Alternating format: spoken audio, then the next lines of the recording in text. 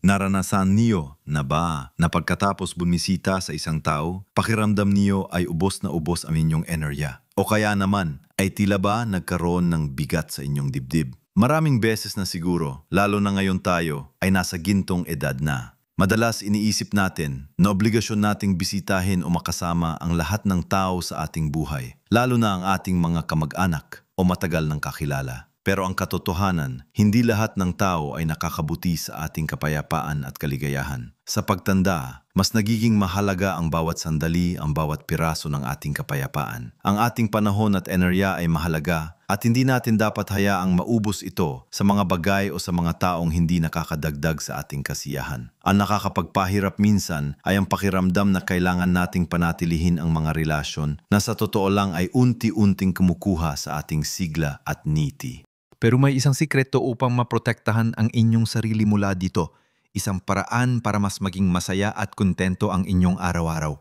Sa videong ito, tatalakayin natin ang 5 uri ng tao na mas mainam na iwasan nating bisitahin o pansinin o kahit man lang ay limitahan ang pakikisalamuha upang maprotektahan ang ating kapayapaan at kaligayahan. Ito ay hindi tungkol sa pagiging makasarili, kundi sa pagiging matalino at mapagmahal sa sarili. Manatili hanggang dulo dahil mayroon akong ibabahagi na tiyak na magugulat kayo at maaaring magpabago ng inyong pananaw sa mga relasyon.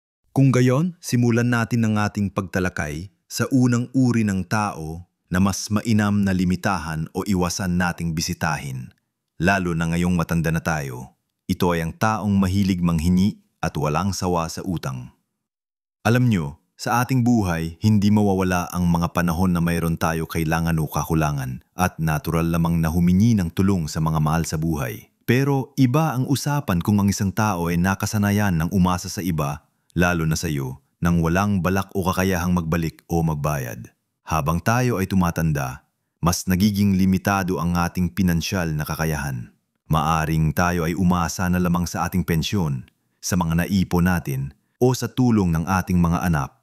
Bawat sentimo ay mahalaga para sa ating pang-araw-araw na pangangailangan, sa ating gamot o kahit sa simpleng pamamasyal na magpapasaya sa atin.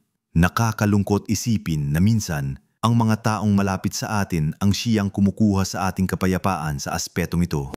Hindi po laging may dahilan para humingi ng pera, ng pabor na may kapalit na pera. O kung minsan, ipaparamdam pa sa iyo na ikaw may kakulangan kung hindi ka makatutulong.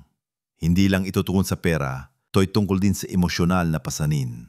Ang patuloy na paghingi, ang kawalan ng pagtanaw ng utang na loob, o ang paulit-ulit na problema na dala nila ay nakakapagod, nakakaubos ng isip at damdamin.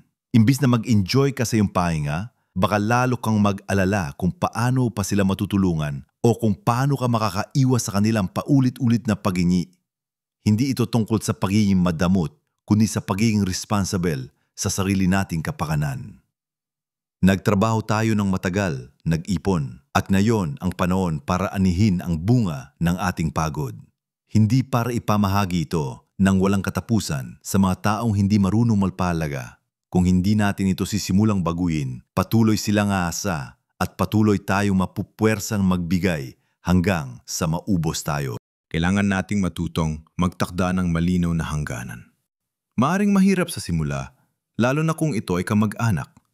Pero tandaan, ang kapayapaan ng ating isip ay mas mahalaga kaysa sa pagpapanatili ng isang relasyon na nakakaubos lamang sa atin.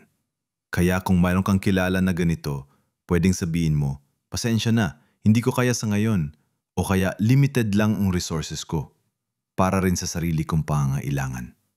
Hindi ka dapat maging guilty sa pagprotekta sa sarili mo. Sumunod naman sa listahan at ito ay hindi rin ganon kadaling iwasan ay ang taong mahilig sa drama at negatibong usapan. Alam nyo, sa edad natin, mas gusto na nating ang payapa, tahimik at masayang kapaligiran. Ayaw na natin ang gulo, ng ingay at lalo na ng mga negatibong enerhiya. Pero merong mga tao na tila ba nabubuhay sa drama. Sila yung mga tipong laging may reklamo sa buhay, sa gobyerno, sa kapitbahay, sa ibang kamag-anak, sa panahon. Sila yung mga laging may kwento ng pag-aaway, ng tsismis, ng mga problema ng ibang tao o ng kanilang sariling problema na tila ba hindi kailanman matatapos. Tuwing bibisitahin mo sila o makikipagkwentuhan ka sa kanila, Pakiramdam mo ay parang lumalangoy ka sa putikan ng mga negatibong damdamin. Imbis na maging relax ka at mag-enjoy sa inyong samahan, bigla ka makakaramdam ng pagod, ng bigat sa dibdib, o kaya naman ay maiipon ang stress sa isipan mo. Kung minsan, sila pa ang maglalagay ng pagdududa sa iyong isip tungkol sa ibang tao o sa mga sitwasyon sa iyong buhay. Ang kanilang negatibong pananaw ay tila isang nakakahawang sakit na kung hindi ka mag-iingat ay makakaapekto rin sa iyong pag-iisip. Hindi ba't mas maganda kung ang ating mga pag-uusap ay puno ng pag-asa, ng pasasalamat, ng mga magagandang balita at ng mga masasayang alaala? Mahalaga na sa edad natin ay pinipili natin ang ating mga pakikipag-ugnayan. Hindi ibig sabihin ay tuluyan nating iiwasan ang mga taong ito. Maaring mahal natin sila o kamag-anak natin sila, pero maaari nating limitahan ang ating pakikisalamuha.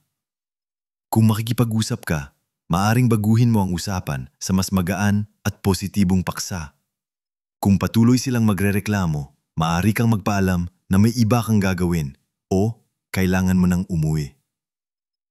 Ang iyong kapayapaan ng isip ay ginto at hindi dapat ito maapektuhan ng mga drama at negatibong energy ng iba. Minsan, ang paglayo sa ganitong uri ng usapan ay isang paraan ng pagmamahal sa sarili. Hindi natin responsibilidad na ayusin ang kanilang buhay o pabayaan ang sarili nating mental na kalusugan dahil sa kanila. Kaya pag-isipan ninyong mabuti kung sino ang masarap kasama at sino ang nakakadrain ng inyong enerhiya.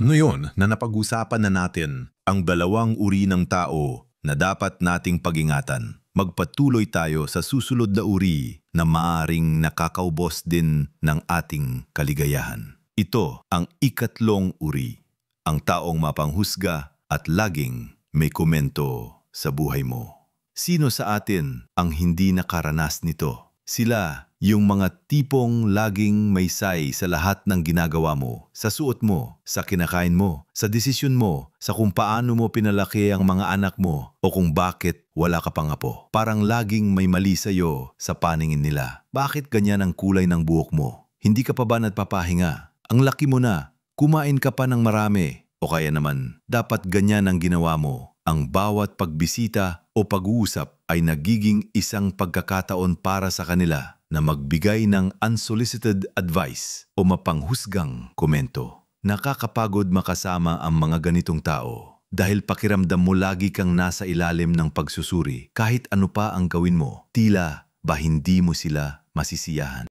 Imbis na maging komportable ka sa kanilang presensya, pakiramdam mo ay kailangan mong maging perpekto. O kaya naman ay nag-aalala ka kung ano na naman ang kanilang ipupuna. Ang ganitong uri ng interaksyon ay nakakababa ng kumpiyansa sa sarili at nakakadagdag sa stress. Sa edad natin, dapat na tayong maging mas komportable sa ating sariling balat at desisyon. Naranasan na natin ang maraming bagay sa buhay at mayroon tayong karapatang mamuhay ayon sa ating gusto. Basta't wala tayong inaapakan. Ang iyong buhay ay sa iyo at hindi mo kailangan ng permiso o pag-apruba ng iba para maging masaya. Ang kailangan mong gawin sa mga taong ito ay huwag mo masyadong pansinin ang kanilang mga komento. Hindi mo responsibilidad na paliwanagan ang bawat desisyon mo. Maaari kang magbigay ng maikling sagot at baguhin ang usapan. Kung patuloy silang mapanghusga, maaari kang maging diretso sa pagpapakita na hindi mo gusto ang kanilang komento sa isang magalang na paraan. Halimbawa, salamat sa concern pero ayos lang ako sa desisyon ko. O kaya, iba-iba tayo ng pananaw. Kung minsan, ang paglimita ng iyong pagbisita sa kanila ay ang pinakamainam na solusyon. Tandaan, ang iyong kapayapaan ay mas mahalaga kaysa sa pagpapatunay sa mga taong hindi marunong magpahalaga. Ikapat na uri ng tao na dapat nating iwasan. Ang taong mahilig samantalahin ang kabaitan mo. Tayong mga Pilipino ay kilala sa ating pagiging mapagbigay, matulungin at mabait. Mahirap tanggihan ng mga taong nangangailangan ng tulong, lalo na kung mahal natin sila. Pero may mga tao na ginagamit ang iyong kabaitan para sa kanilang pansariling interes nang walang paggalang sa iyong oras, enerhiya o kakayahan. Sila yung tipong laging may pabor na ipinapagawa, humihingi ng tulong sa mga gawaing bahay kahit may iba silang magagawa, o kaya ay laging humihingi ng libreng serbisyo o produkto sa iyo. Maaring sabihin nilang, ikaw lang ang mapagkakatiwalaan ko, o kaya wala kong iba kundi ikaw. Ang problema ay hindi nila pinapahalagaan ang iyong kabaitan. Tinitingnan nila ito bilang isang oportunidad para makalamang. Nakakapagod ang ganitong klaseng relasyon dahil pakiramdam mo ay ginagamit ka lamang. Nagiging isang uri ka ng convenience para sa kanila, imbes na isang mahalagang tao sa kanilang buhay. Sa edad natin, ang ating enerhiya ay hindi na tulad ng dati. May mga araw na mas gusto nating magpahinga o gawin ang mga bagay na nagbibigay sa atin ng kasiyahan. Hindi na natin dapat ipagsapalaran ang ating kalusugan at kapayapaan para sa mga taong hindi marunong magbigay ng respeto sa ating mga hangganan. Mahalagang matuto tayong magtakda ng limitasyon. Hindi masama ang tumulong, pero mahalaga na alam natin kung kailan natin dapat sabihin ang hindi. Sabihin mo, pasensya na, may iba akong gagawin. O kaya, hindi ko kaya sa ngayon. Ang iyong oras at enerhiya ay mahalaga at may karapatan kang piliin kung paano mo ito gagamitin. Hindi mo obligasyon na maging isang doormat para sa sinuman. Ang tunay na pagmamahal at pagpapahalaga ay may kasamang respeto. At para sa huling uri ng tao na mas mainam na iwasan, ang taong nagpaparamdam sa iyo na wala kang kwenta o luma ka na. Nakakalungkot isipin na minsan, ang mga taong malapit sa atin ang siyang nagpaparamdam na parang hindi na tayo mahalaga o kaya ay luma na ang ating mga ideya at karanasan. Sila yung mga tipong hindi pinapansin ang iyong mga payo, nilalatpasan ang iyong mga kwento o kaya naman ay binibigyan ka ng mga komento na nagpaparamdam na wala ka ng alam sa modernong panahon. Hindi mo na kasi maintindihan yan. O kaya iba na ang panahon na yon. O minsan, pinagtatawanan pa ang iyong mga opinyon o paniniwala. Ang pinakamasakit ay kung tratuhin ka nila na parang isang bata o kaya ay parang hindi mo na kayang gumawa ng sarili mong desisyon. Ang ganitong paltrato ay nakakasira sa iyong pagpapahalaga sa sarili at nakakapagdulot ng matinding kalungkutan. Sa edad natin, mayaman na tayo sa karanasan at kaalaman. Nakarating na tayo sa punto ng buhay na marami na tayong natutunan at marami na tayong nakita. Ang ating karunungan ay isang kayamanan, hindi isang pasanin. Dapat tayong respetuhin at pahalagaan dahil sa ating mga pinagdaanan at sa mga aral na ating natutunan. Huwag nating hayaang iparamdam ng sinuman na wala tayong kwenta. Ang iyong halaga ay hindi nababawasan dahil sa iyong edad. Ang iyong kaalaman ay mahalaga at ang iyong boses ay dapat pakinggan. Kapag nakakasalamuha mo ang ganitong klaseng tao, ang pinakamainam ay huwag kang makipagdebat. Hindi mo kailangang patunayan ang iyong halaga. Maari kang ngumiti at tumahimik o magpalit ng paksa. Ang iyong kapayapaan ay mas mahalaga kaysa sa pagpapaliwanag sa mga taong ayaw umunawa. Kung patuloy silang ganito, limitahan ang iyong interaksyon sa kanila. Piliin mong makasama ang mga taong nagpapahalaga sa iyong presensya, sa iyong mga kwento at sa iyong karunungan. Ang mga taong nagpaparama sa iyo ng iyong halaga ang siyang dapat mong paglaanan ng iyong oras at enerhiya. Ngayon na natalakay na natin ang 5 uri ng tao na maaaring magdulot ng stress at pagkabahala sa ating buhay, mahalagang pagtibayin ang ating kaalaman sa kung paano natin mas mapoprotektahan ang ating sarili at ang ating kaligayahan habang tumatanda. Naalala niyo ba ang mga taong mahilig manghingi, ang mga drama lover, ang mga mapanghusga, ang mga mapagsamantala, at ang mga nagpaparamdam na wala tayong kwenta. Hindi ibig sabihin nito ay ganap nating iiwasan ang lahat ng tao. Hindi ito tungkol sa paghihiwalay sa ating sarili mula sa mundo, kundi ito ay tungkol sa pagiging matalino sa ating mga pinipili at kung paano natin ilalagay ang ating mga hangganan. Ang bawat isa sa atin ay may karapatan sa kapayapaan at kaligayahan. Lalo na ngayong nasa gintong edad na tayo, mas nararapat lamang na ang ating mga araw ay puno ng kagalakan, pagmamahalan at kasiyahan. Tandaan ninyo, ang paglimita ng ating pakikisalamuha sa mga tao nakakadrain ng ating enerhiya ay hindi pagiling makasarili. Ito ay pagmamahal sa sarili.